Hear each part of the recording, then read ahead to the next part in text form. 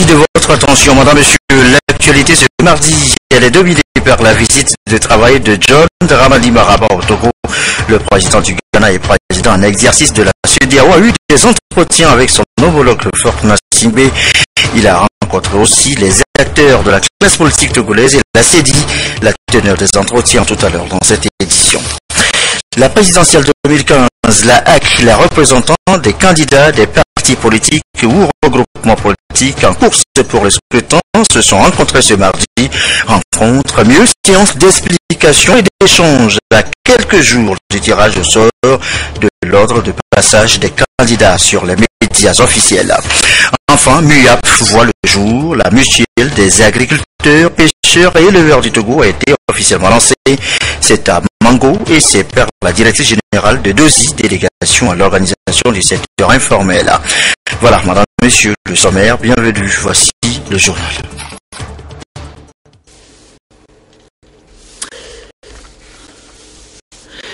Bonsoir à tous. Sachez tout d'abord que nous avons quelques ennuis techniques qui désynchronisent donc le son de cette édition. Toutes nos excuses.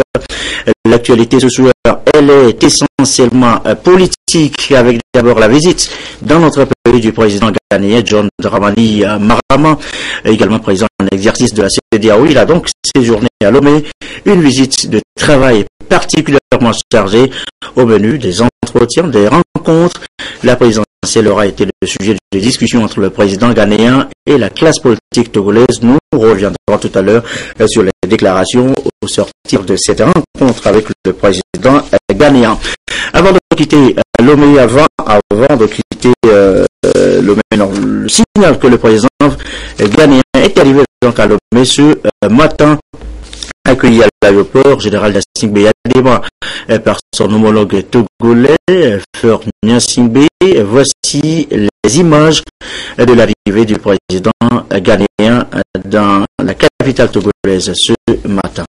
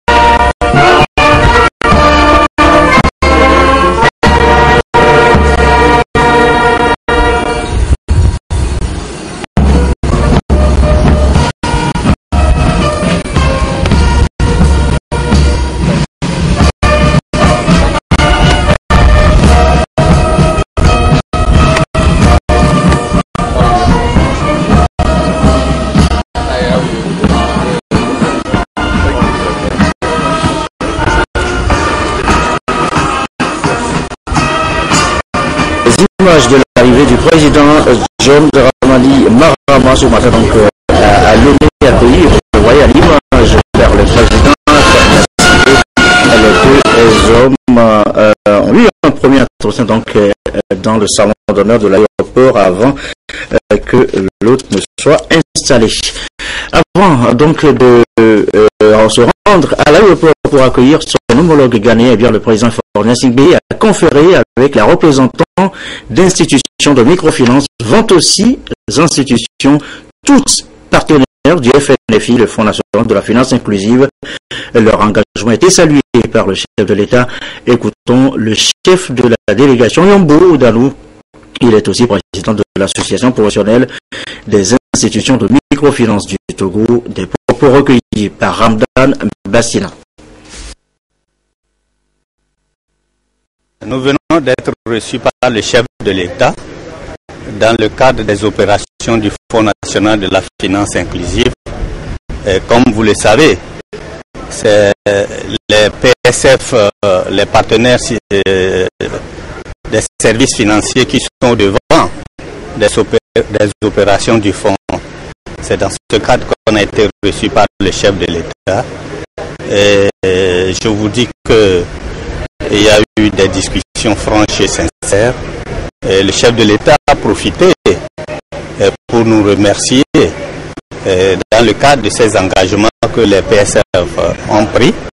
Il a exprimé sa joie à l'atteinte des résultats que nous avons atteints et exprimé aussi des perspectives dans le cadre des nouveaux produits que nous avons eu la chance de participer au Palais des Congrès, c'est-à-dire Agricef et Agicef. La présidentielle du 15 avril prochain, on en parle encore avec cette fois-ci la rencontre à l'ARAC, la haute autorité de l'audiovisuel et de la communication, rencontre avec les représentants des candidats des partis ou regroupements politiques en course pour le scrutin. C'est une séance d'explication, d'échange en prélude au tirage au sort de l'ordre de passage des candidats sur les médias officiels. Que retient-on précisément? Le compte rendu avec Aroté Diouf. Le tirage au sort pour le passage des candidats à l'élection présidentielle sur les médias officiels va se dérouler le 26 mars prochain. Pour la haute autorité de l'audiovisuel et de la communication HAC, il est impérieux que les partis ou regroupements de partis politiques en compétition s'imprègnent des procédures et modalités fixées par la HAC. En ce qui concerne les activités à diffuser sur les médias officiels, les candidats envoient au ministère de la Communication le programme des activités à couvrir. Ils ont droit à 6 reportages de 5 minutes chacun à la TVT et à Radio Lomé et une demi-page dans Togo Presse.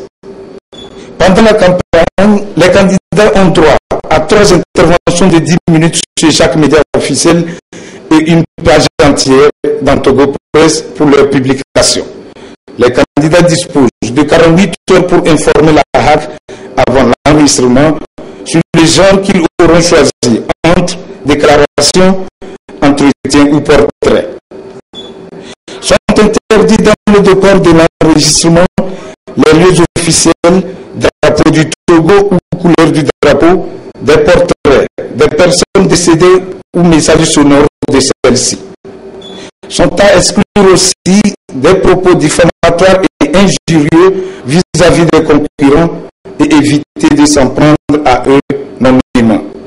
Il faudra également éviter de porter atteinte à l'ethnie, à la région, à la religion ou au genre des concurrents nommément. Il est aussi interdit par la HAC d'introduire des sujets étrangers à la campagne à des fins de publicité commerciale. Tout ceci pour éviter des dérapages susceptibles de nuire au processus électoral. L'objectif est de garantir un accès équitable au traitement de l'information sur les médias officiels.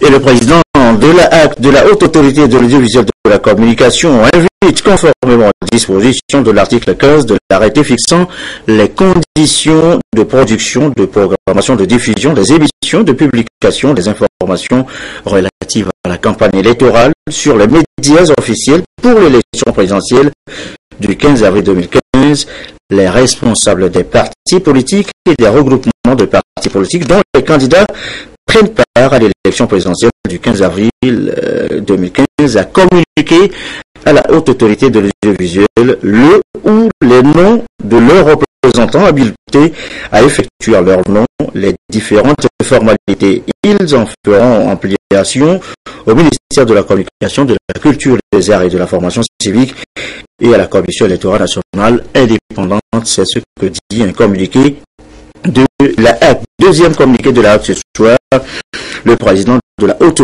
autorité de l'audiovisuel et de la communication informe les partis politiques et regroupements de partis politiques dont les candidats sont retenus par la Cour constitutionnelle que le calendrier d'enregistrement des messages de leurs candidats se présente comme suit. 1. Dans les studios de Radio Lomé pour les messages à diffuser à Radio Lomé. Enregistrement du premier message le dimanche 29 mars 2015. Enregistrement du deuxième message le vendredi 3 avril 2015. Enregistrement du troisième message le jeudi 9 avril 2015. Dans les studios de Radio Lomé pour les messages à diffuser à Radio Cara. Enregistrement du premier message le vendredi 27 mars 2015. Enregistrement du deuxième message le samedi 4 avril 2015. Enregistrement du troisième message le jeudi 9 avril 2015. 3. Dans les studios de la télévision togolaise pour les messages à diffuser à la TVT. Enregistrement du premier message le vendredi 27 mars 2015. Enregistrement du deuxième message le mardi 31 mars 2015. Enregistrement du troisième message le vendredi 10 avril 2015. Au siège de la HAC pour les messages à publier dans Togo Presse, les tests avec éventuellement des illustrations des interventions des candidats à publier dans Togo Presse sont déposés sous pli fermé à l'intention du président de la haute autorité de l'audiovisuel et de la communication au siège de l'institution 48 heures avant la date de leur publication selon le calendrier qui suit. Dépôt du premier message le lundi 30 mars 2015. Dépôt du deuxième message le samedi 4 avril 2015. Dépôt du troisième message le mercredi 8 avril 2015. Tous les partis politiques ou regroupements de partis politiques sont invités à respecter scrupuleusement le calendrier ainsi déçu. Et sachez dans la foulée que la CENI, la Commission électorale nationale indépendante, a réceptionné de son côté ce matin un important lot de spécimens de bulletins de vote. Ils vont servir pendant la campagne électorale. Isidore Koubatine.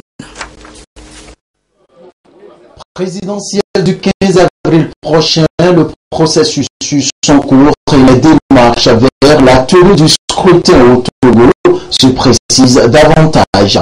Ici, la CENI réceptionne un lot de spécimens de bulletins de vote, lesquels devront servir aux candidats en liste pour la présidentielle lors de la campagne de montrer aux militants et sympathisants leur position sur le bulletin de vote. Sur ce spécimen, on y trouve la photo, l'emblème, le nom des candidats et surtout la place pour l'électeur de poser son empreinte. C'est déjà l'occasion de dire aux électeurs qu'il y a bien une partie réservée pour le vote, la position de l'empreinte, mais il est loisible à tout électeur d'apposer son empreinte sur partout où il le veut, sur la surface du candidat de son choix, que ce soit à la partie réservée pour l'empreinte, sur le nom, sur le logo ou sur la photo. Mais pas plusieurs empreintes à la fois. Une seule suffit, mais au lieu qui lui convient le mieux. C'est pour éviter, limiter le nombre de bulletins nuls. Parce que si la partie retenue était seulement l'endroit où les gens doivent mettre et que lorsque c'est mis ailleurs, le bulletin n'est pas validé, ça poserait problème. Le scrutin du 15 avril prochain, tous les Togolais le souhaitent apaisé, crédible et sans violence. Un véritable pari aussi pour la CENI qui met tout en œuvre pour le réussir. De son côté, la Commission nationale de lutte contre la prolifération, la circulation, le trafic illicite des armes légères et de petits calibres souhaite une présidentielle sans armes. Thème de sensibilisation ce matin à Thielvier. Christine Petit-Kialoudé.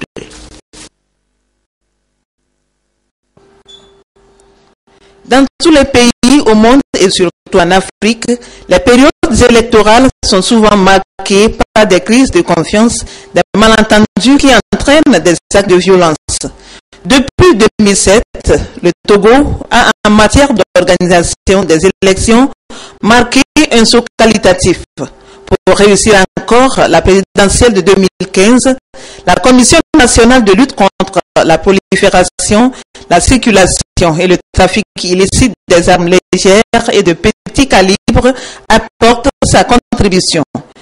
Elle a entretenu les chefs cantons, les responsables des partis politiques, de la société civile, les journalistes, les forces de l'ordre et de sécurité de la région maritime sur la nécessité pour le Togo d'organiser les élections du 15 avril dans la paix. Donc on a demandé de porter le message au niveau de tout le monde dans leur quartier, dans le coin reculé, pour qu'après les élections, on n'ait pas du désordre. Donc nous entrons dans la danse au même titre que les autorités administratives de notre pays qui veulent une élection apaisée et sans difficulté.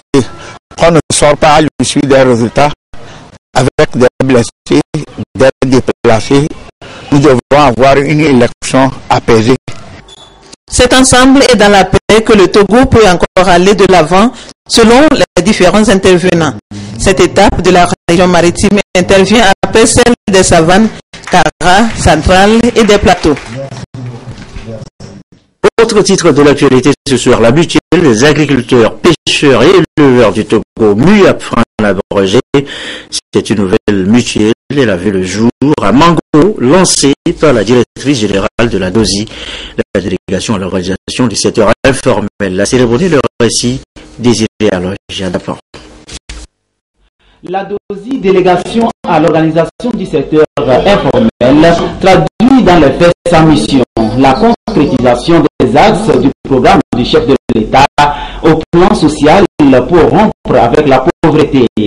Après l'amiage, le troisième produit mutuel des agriculteurs, pêcheurs et éleveurs du Togo, MUAP, est lancé officiellement par la directrice générale de la DOSI, Ingrid Awade. La ville de Mango s'honore d'accueillir la cérémonie de lancement de cet important projet qui répond à la politique nationale de développement du secteur informel. L'idée du MIAP est d'arriver progressivement à une mutualisation du secteur et au développement de l'agrobusiness, source de valeur ajoutée.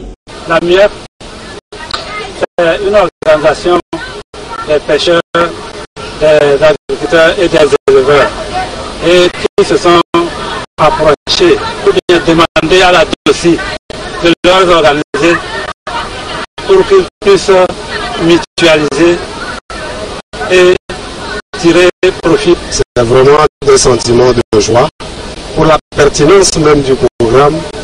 Je vais demander à tous les acteurs donc, de ces secteurs de s'approprier la mutuelle. C'est la meilleure manière de lutter contre la pauvreté. Le ministère en charge de l'agriculture adhère au concept un plan d'action porteur de croissance. Il invite les populations cibles à faire confiance à la DOSI et aux produits MUAP.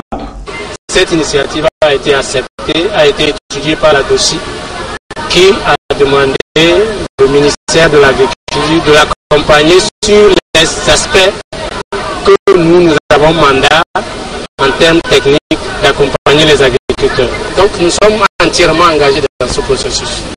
Pour la directrice générale de la DOSI, Ingrid Awade, la MIAP est une nouvelle page qui s'ouvre pour appuyer le secteur informel qui doit migrer de l'informel vers le formel. Une professionnalisation donc du secteur pour booster l'économie togolaise.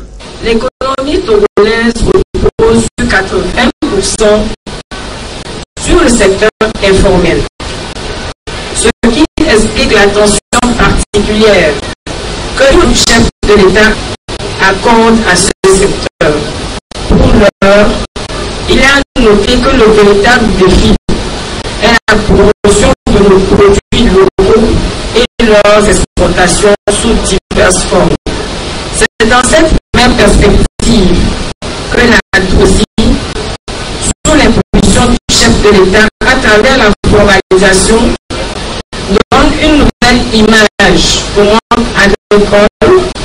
La MIAP Togo propose aux acteurs du monde agricole un espace de discussion et de concertation qui nous permettra de mieux nous organiser recherche d'une assurance maladie et enfin de mieux organiser notre retraite. Agriculteurs, éleveurs et pêcheurs, cette mutuelle vous est destinée. C'est votre outil.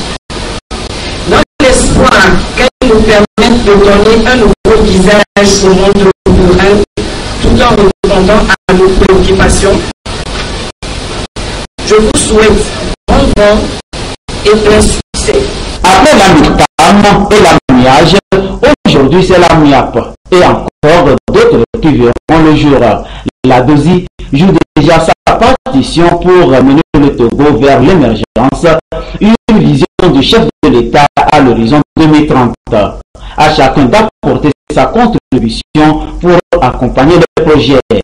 La DOSI dans son déplacement est appuyée par d'autres structures, notamment le FNFI qui a exposé aux populations les avantages du fonds à travers l'ACCEP, l'AGRICEP et l'AGICEP qui contribuent aussi à la lutte contre la pauvreté à la base. 17 minutes, si vous venez de nous rejoindre, sachez que nous avons quelques ennuis techniques qui provoquent la désynchronisation des voix de notre son ce soir. L'actualité, c'est aussi la semaine de l'emploi, deuxième jour, ce mardi. Un panel a réuni d'éminents professeurs d'université, étudiants et jeunes demandeurs d'emploi autour du thème « La formation professionnelle de qualité, un défi à l'insertion professionnelle ».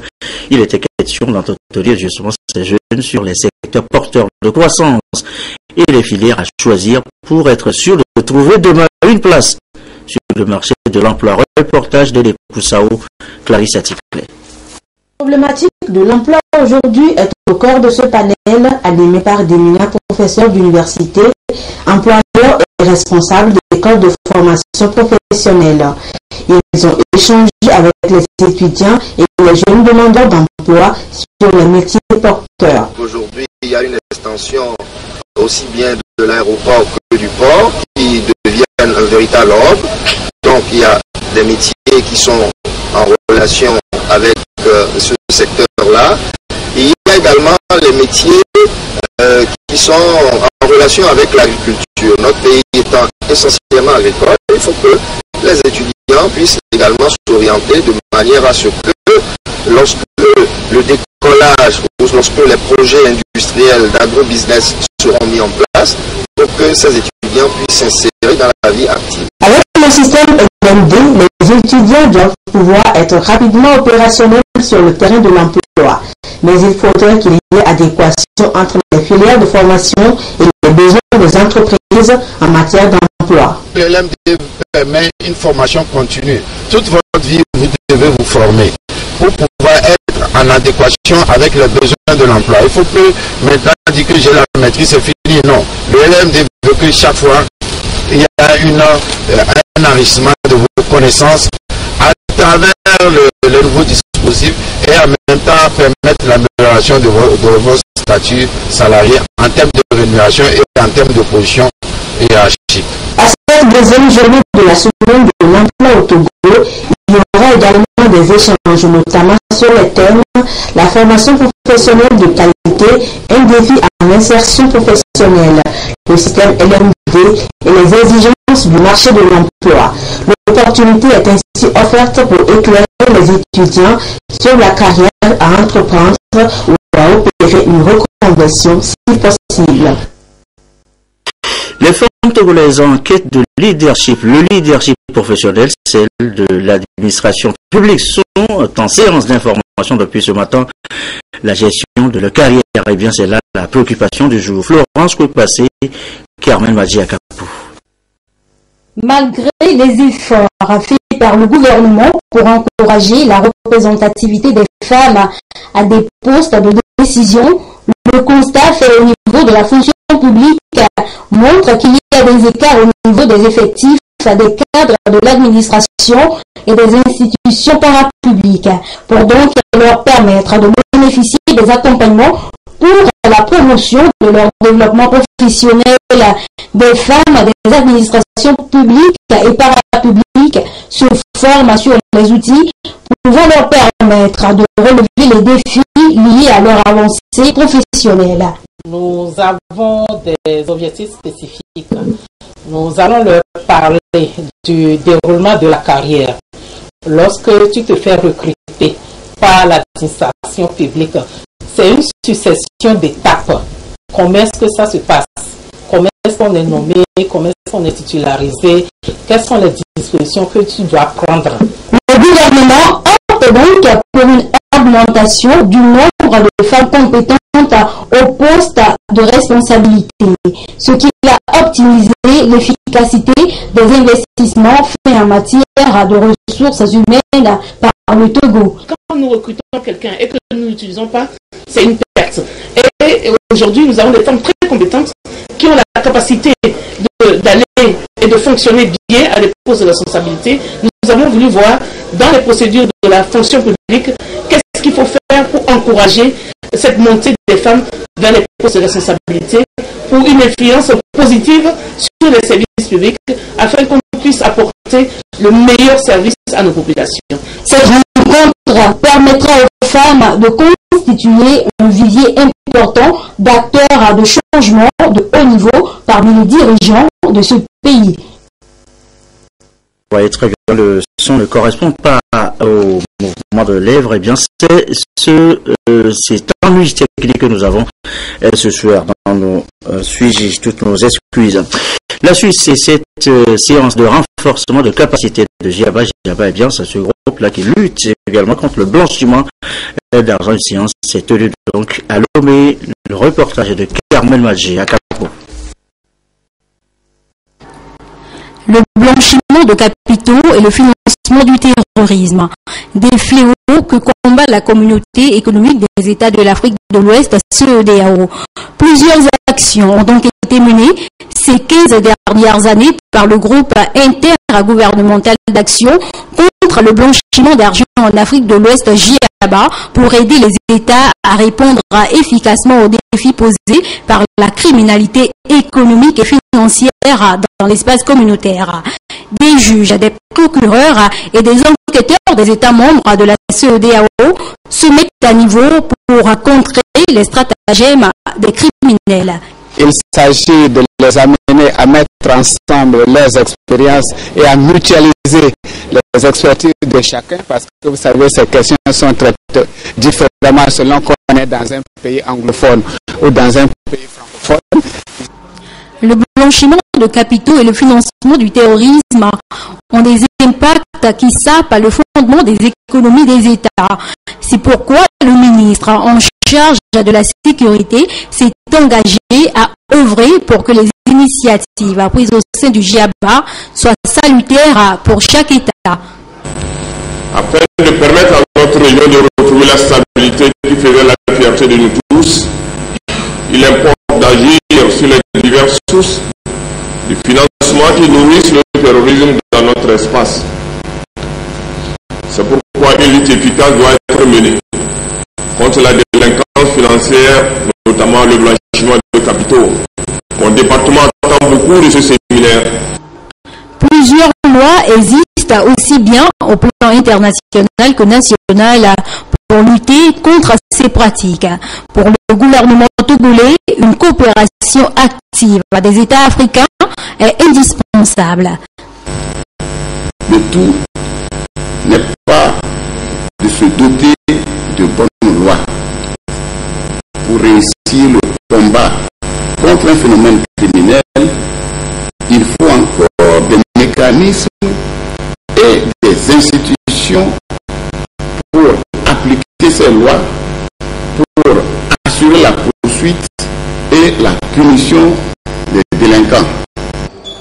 La rencontre de Lomé va donc permettre de mutualiser les efforts faits par chaque État membre de la CEDEAO afin de mieux faire face à ces fléaux.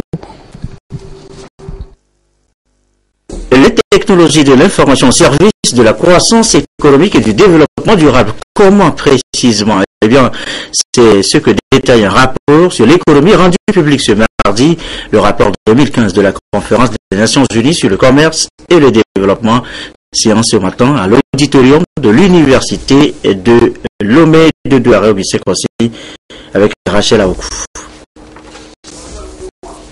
Connaît de plus en plus un essor rapide au niveau mondial et les pays en développement y jouent un rôle non négligeable. En 2013, par exemple, la valeur du commerce électronique d'entreprise à entreprise a dépassé 15 000 milliards de dollars et celle d'entreprise à consommateur est estimée à plus de 12 000 milliards de dollars dans le monde, selon la conférence des Nations Unies sur le commerce et le développement CNUSED. Libérer le potentiel afin d'offrir plus de possibilités aux pays en développement, notamment l'Afrique, semble être bien entendu le souci du présent rapport des Nations Unies. C'est de développer le potentiel du commerce électronique dans les pays en développement et pour pouvoir les aider à s'intégrer dans les chaînes de valeur mondiale. Le rapport expose également les difficultés du commerce électronique dans le monde et s'ouvre sur des perspectives assez prometteuses. Vous pouvez avoir accès à certains marchés que vous ne pouvez pas atteindre si vous êtes localisé géographiquement. On peut également par là créer des emplois. Vous voyez? Mais en même temps, les risques sont énormes. Vous payez en ligne, mais il se peut que la marchandise ne vienne pas. Donc c'est ce qu'on appelle la cybercriminalité. Aussi, l'étude a-t-elle dressé un inventaire des législations nationales en vigueur dans 4 domaines essentiels de la cyberlégislation, en l'occurrence les transactions électroniques, la protection des consommateurs, la protection des données et de la vie privée, ainsi que la cybercriminalité. Annoncé tout à l'heure en début de journal, l'actualité est essentiellement politique aujourd'hui, avec d'abord la visite dans notre pays du président ghanéen John Dramani Mahama, également président en exercice de la CEDEAO. Il a donc séjourné à Lomé, une visite de travail particulièrement chargée. Au menu des entretiens, des rencontres, la présidentielle aura été le sujet de discussion entre le président ghanéen et la classe politique togolaise, une rencontre élargie aux membres de la CEDI, la Commission électorale nationale indépendante. Et voici les déclarations au sortir de cette rencontre avec le président ghanéen. D'abord, celle de CAP 2015. Nous avons parlé des réformes, bien sûr, de la transparence des élections, également de l'assainissement du climat politique. S'agissant des réformes, vous savez que la CEDEAO était impliquée dans l'organisation des élections législatives. Les présidents Goodluck Jonathan et Alassane Ouattara sont venus ici nous encourager pour qu'on aille aux élections, malgré les conditions de l'époque, malgré l'absence de réformes. Et nous avons rappelé au président Mahama que malgré ces encouragements de hautes autorités de la CEDEAO, les réformes n'ont pas eu lieu. Et qu'aujourd'hui, nous avons fait preuve de bonne volonté pour accepter de prendre part à ces élections dans ces conditions. Et que alors, il faut que la transparence des élections soit au rendez-vous. Que nous n'accepterons pas des élections qui ne soient pas transparentes. La transparence, ça passe par beaucoup de choses, y compris la question du fichier électoral, qui est un fichier dont nous avons démontré qu'il ne peut pas être utilisé pour des élections équitables. Et donc, nous avons montré au chef de l'État ghanéen avons découvert en examinant le fichier, et je crois qu'il était édifié. Le président Mahama nous a dit qu'il a pris bonne note de nos préoccupations et qu'il discutera aussi bien avec la CENI qu'avec les autorités togolaises pour régler nos préoccupations. Vous attendez. Lorsque l'OIF, aujourd'hui la francophonie, travaille sur le fichier dans l'état où il est aujourd'hui, il est nécessaire que, pour éviter l'improvisation, la précipitation et le désordre, que on trouve une autre date à cette élection. C'est-à-dire qu'on ne peut pas ouvrir la campagne électorale alors que le fichier, le nombre d'électeurs, tout ça ne sont pas connus. Les bureaux de vote où les électeurs vont effectuer leur vote ne sont pas connus des électeurs. C'est un peu, ce n'est pas normal de convoquer ou d'ouvrir la campagne dans ces conditions-là. Je suis serein pour la suite parce que je fais confiance au bon sens des Togolais et également, vous savez, nous sommes dans un groupe où nous sommes unis et solidaires, nous travaillons ensemble et je suis serein. Et voilà donc à l'instant la déclaration de CAF 2015 au sortir de la rencontre avec le président ghanéen. Voici à présent celle des partis ADI, MCD et NET. Nous suivons tout de suite cette déclaration.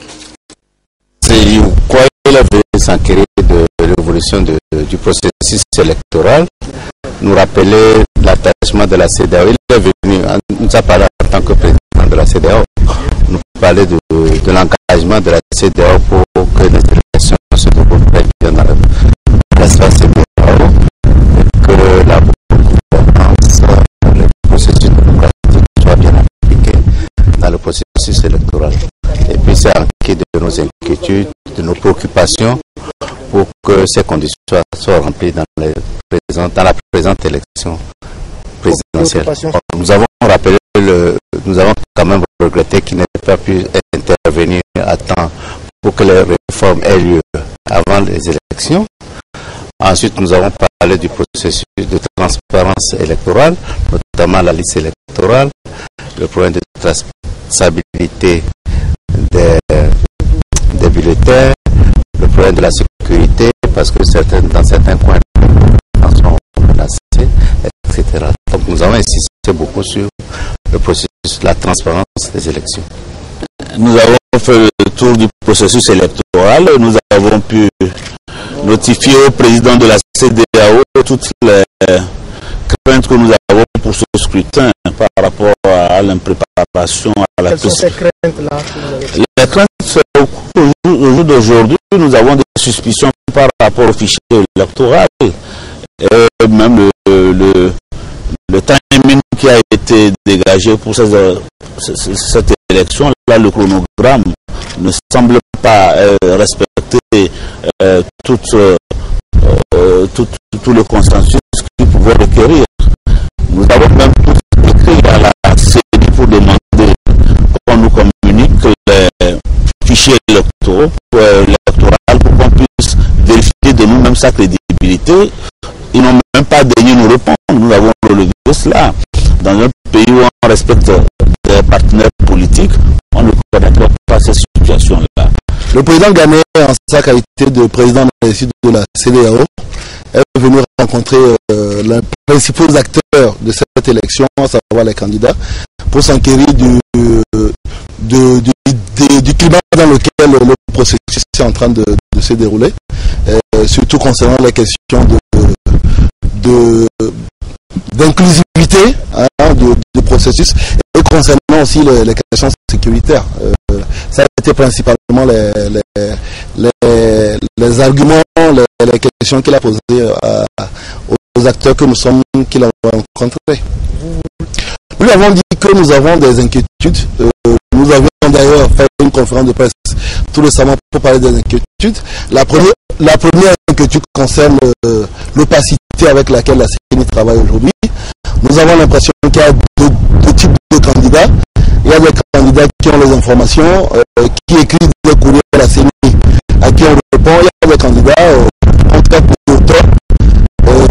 Assez curieusement, si vous pouvez être rendu compte qu'aujourd'hui, il y a deux candidats qui ont été reçus chacun son tour, et qu'on a eu 3 candidats qu'on a reçus au Mouvement, preuve que, en réalité, qu'il y a 2 poids de mesure. Il y a des candidats qu'on prend au sérieux, apparemment il y a d'autres candidats qu'on prend pas au sérieux.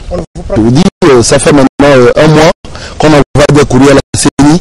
Nous n'avons jamais eu, ne serait-ce qu'un début d'accusation de réception.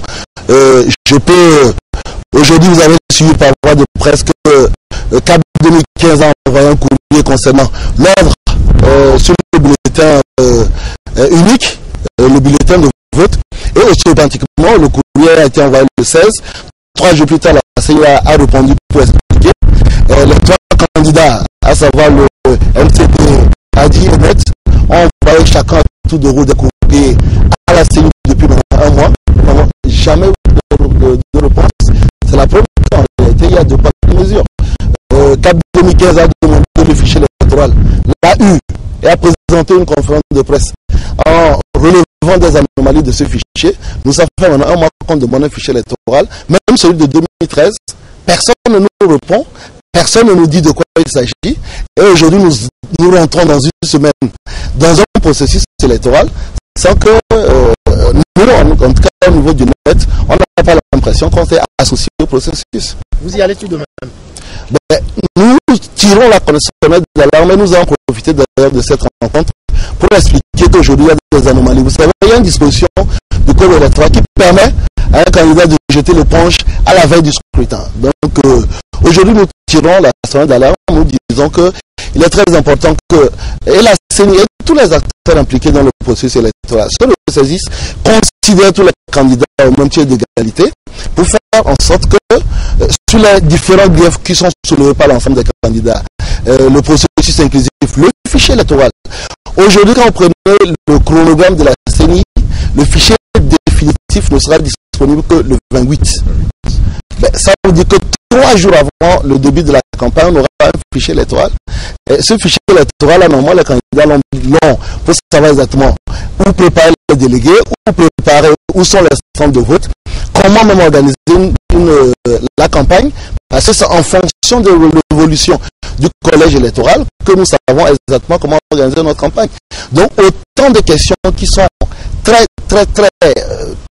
pertinentes et que la CENI ne nous donne pas l'impression de nous prendre au sérieux.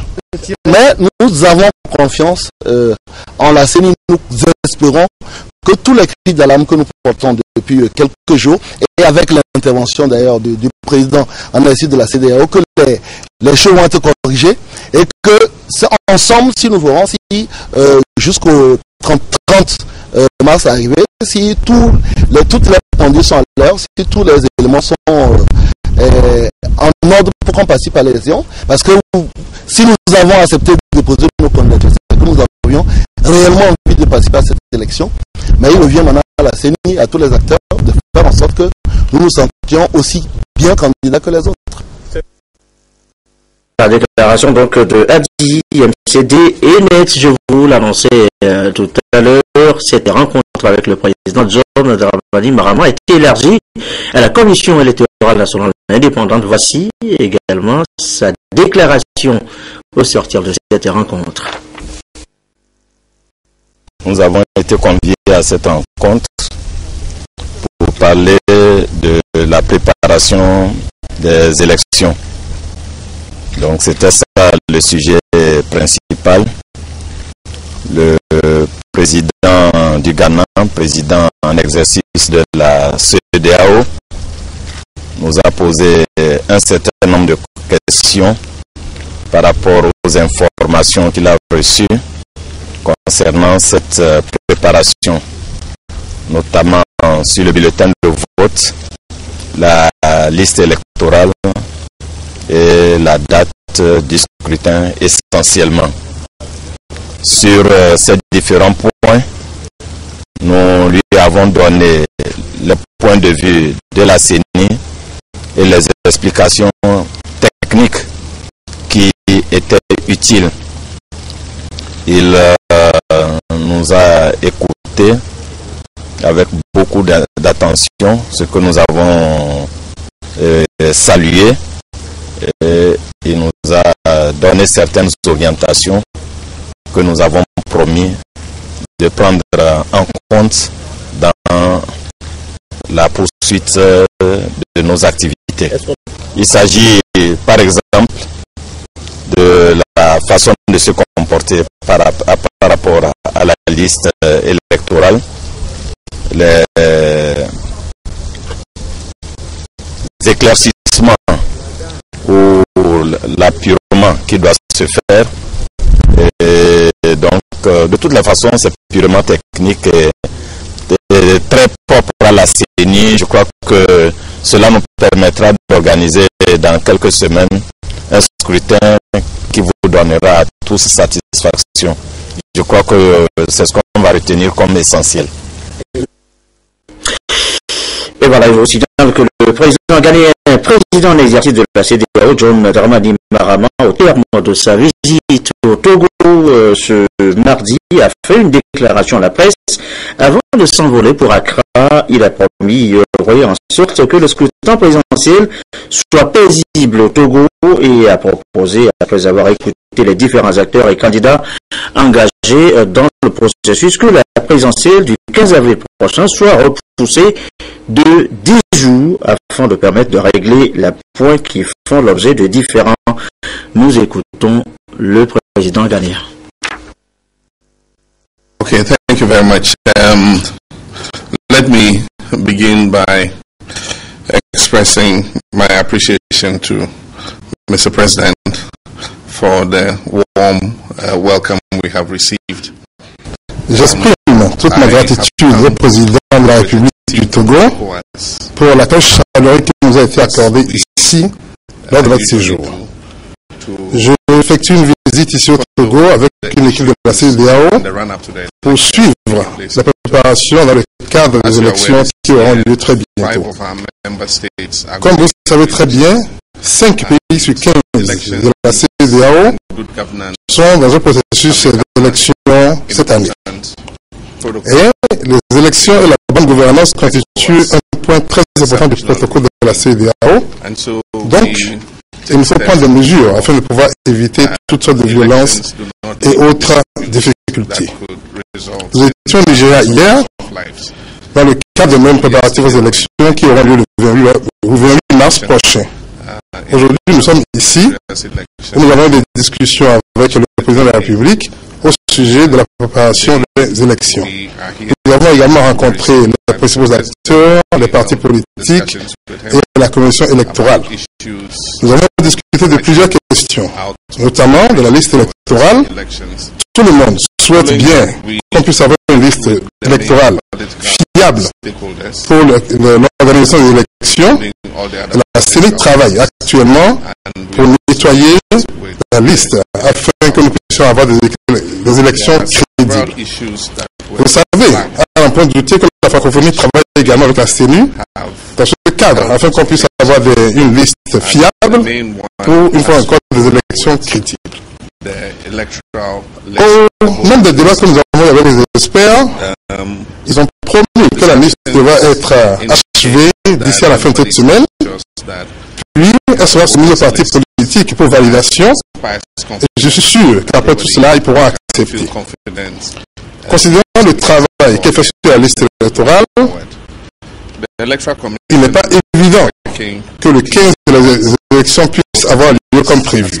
À cet effet, la CEDEAO proposerait que les élections soient reportées de 10 jours, donc qu'elles puissent avoir lieu le 25 avril, afin de satisfaire, afin que le travail fait sur la liste puisse satisfaire tous les acteurs et que les élections puissent se tenir.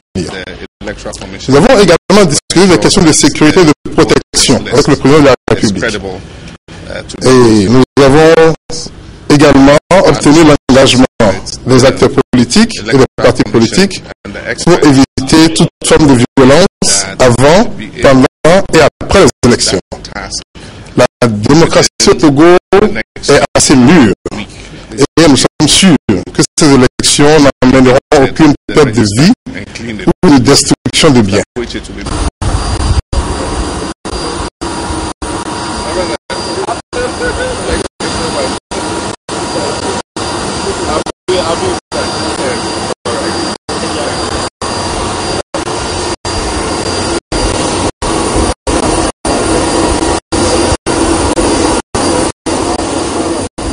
Du président ghanéen John Dramani Mahama avant donc de s'envoler ce soir pour Accra. Vous venez là donc de voir les images qui mettent fin à cette édition quelque peu longue. On va se quitter tout de même sur les images donc de cette visite encore ce mardi au Togo du président ghanéen, président de l'exercice de la CEDEAO, menu entretien avec son homologue Fornan Sigbe, rencontre avec les acteurs politiques et la CENI. Nous les avons tous écoutés, conférence de presse également, déclaration du président ghanéen avant donc de quitter Lomé ce soir. La soirée sur la télévision togolaise à météo, Cléo Sabine Poko, dans un instant, 20h50, 20h21 précisément. Émission spéciale tout à l'heure avec Franck Missité qui reçoit des cadres des ministères de la fonction publique et du travail pour parler de l'exercice du droit de grève. C'est un rapport avec le mouvement de grève qui perturbe depuis quelque temps le fonctionnement de l'administration publique. 22h30, nos dernières infos. Merci à vous qui nous suivez ce soir à Maloumé dans le Cloto, à Plaou au Ghana sur la télévision togolaise et comme d'habitude toujours fidèlement, bonne soirée.